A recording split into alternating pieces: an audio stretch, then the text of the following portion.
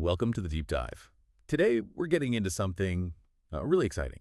It's all about how generative AI is being used to actually build user interfaces, and specifically, how a platform like Snowflake sits right at the center of it all. Yeah, our mission here is basically to unpack the tech side of things, make it make sense for you. We want to show you just how powerful and honestly versatile things get when you mix Gen AI with a solid data foundation like Snowflake.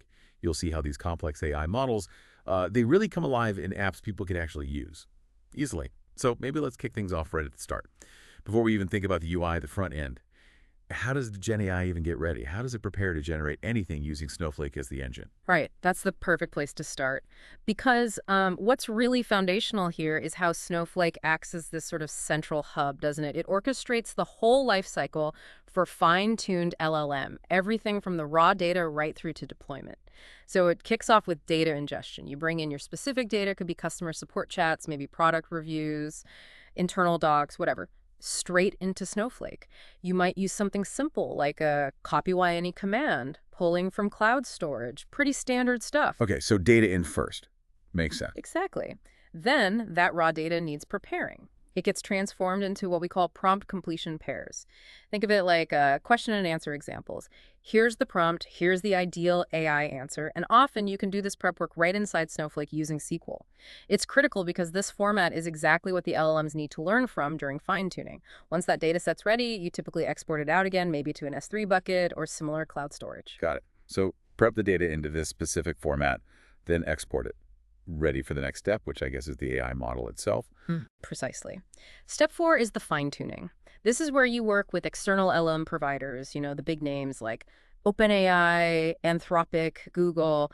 You use their APIs, and Snowpark Python is often the bridge here, making it easy to connect and send that prepared data. And this is where the real transformation happens, right? A general LLM becomes, well, generative for your specific domain. It learns your nuances, your terminology. So it becomes specialized. It's not just a generic chatbot anymore. Exactly. It understands your context. Then, steps 5 and 6 are about storing and using that model. The ID, the unique identifier for your newly fine-tuned model, gets stored, maybe just in a Snowflake table. And now you can query it. Ask it domain-specific things like, how do I return this specific product? And because it's fine-tuned, it gives you a relevant, tailored answer based on your company's policies. Okay, and that's the generated output we talked about. That's the generative response, yes. And step 7 is where the UI finally comes in. Those responses need to be served to a user somehow. That could be through a Snowflake Native App, maybe Streamlit, or even via an API gateway feeding some other front end. Right, connecting the AI brain to the user's screen. You got it. And just quickly, step 8 is automation. You can use Snowflake streams and tasks to automatically retrain the model as new data comes in, keeping it fresh. Makes sense. You don't want it getting stale. Definitely not. So the key tech involved, you've got Snowflake Cortex, which helps with pre-trained models and functions right in Snowflake, Snowpark Python for connectivity, the external LLMs themselves, cloud storage, and then streams and tasks for automation. It's this whole workflow, this whole back-end powerhouse that drives the UIs we're about to discuss. Snowflake really is that central hub. That workflow. Yep. Yeah, it's incredibly thorough. Really covers the whole journey from raw data to a smart, ready-to-use model inside Snowflake. But let's pivot now, like you said, to the user side. Yeah. Once you have that powerful model, how do people actually, interact with it? What are the main ways developers build that front end, that user interface? The document mentioned 2 main paths, right? Absolutely, yeah. When it comes to actually building the UI on top of this Gen AI backend in Snowflake, there are sort of 2 primary paths that emerge. We can look at them side by side. Snowflake Native Apps versus using Streamlit with Snowflake. Okay, native apps and Streamlit. What's the difference? So a Snowflake Native App, think of it as building web pages, but using more SQL-based tech. The really defining thing is that the entire application runs inside Snowflake. Deployment, execution, everything's contained. This makes it a really good fit for internal users. Like internal tools. Exactly. Internal tools, dashboards, maybe some specific analytics apps for your own teams. It offers that full, deep Snowflake integration. Complexity is, say, medium. Its big strength is being totally in-platform.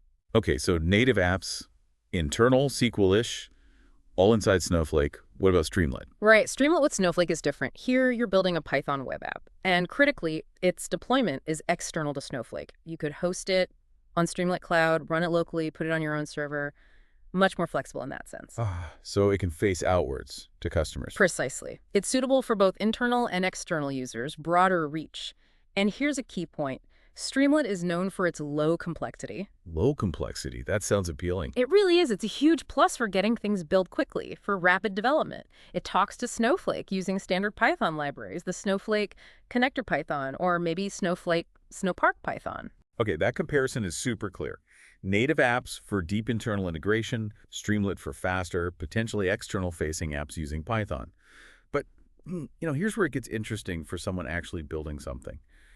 What are the real practical implications if you're choosing one path or the other for your AI app? And for you listening, maybe think about what you'd need. Does it need to be internal only? How fast do you need it? That's a great prompt.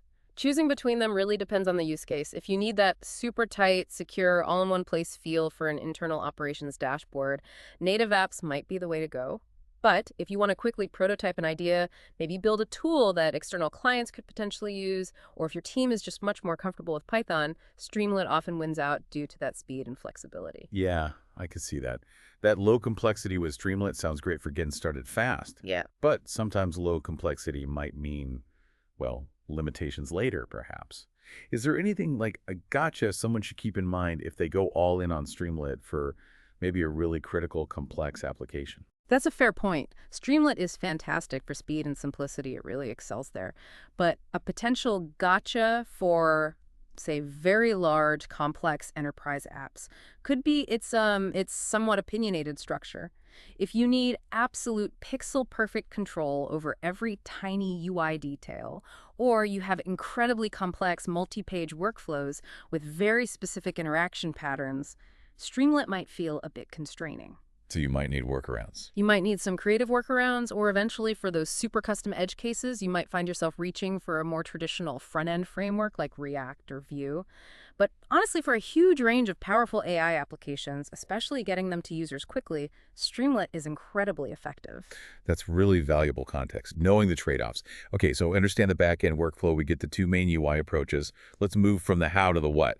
When you actually combine Streamlit, known for its ease of use, with this powerful GenAI backend running on Snowflake, what kind of cool real-world stuff can you actually build? Let's get into the examples. Exactly. And these examples really do show off Streamlit's power. They make building quite sophisticated AI apps feel, surprisingly achievable. First up, there's a GenAI chatbot. This one uses Streamlit for the front end, talks to Snowflake for things like connection details, and leverages an OpenAI LLM that's been fine-tuned. Sort of the classic chatbot example. Kind of, yeah. It's foundational but super useful.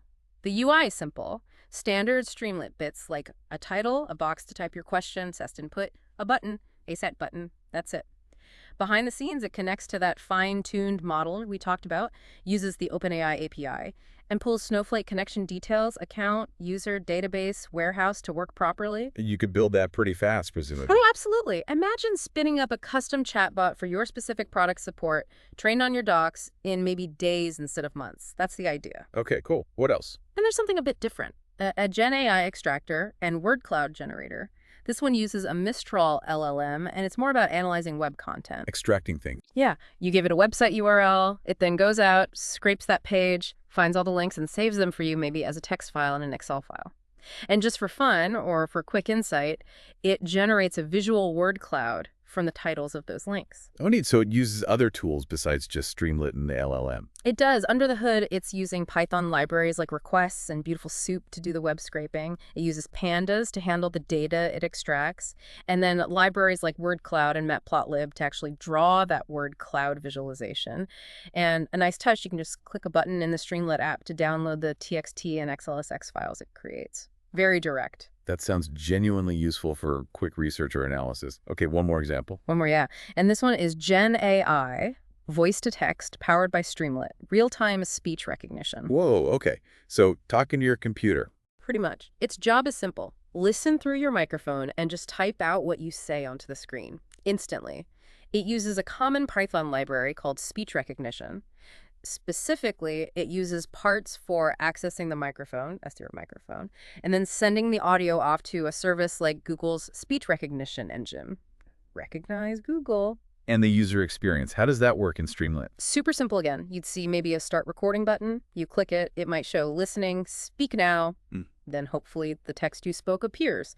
Or maybe an error message if it couldn't hear you clearly. Wow. Chatbots, web extractors, voice to text, all built with Streamlit on top of that Snowflake-powered GenAI. Exactly. And if you connect this back, these examples really show not just what Streamlit can do, but how it makes building these fairly complex AI applications much more accessible, whether it's text generation, data extraction, even voice processing. Yeah.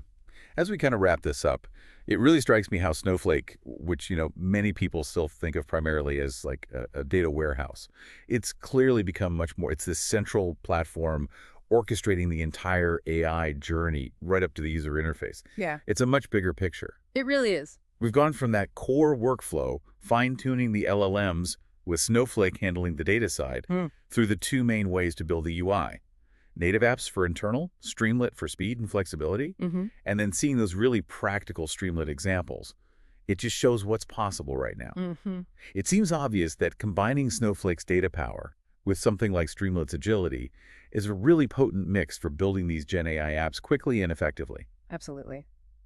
And maybe a final thought for everyone listening, considering how readily these tools let you build things like custom voice interfaces or intelligent web scrapers for almost any topic, how might actually integrating these kinds of bespoke AI interfaces into our everyday work change how we deal with information, how we interact with our systems day to day? Something to think about.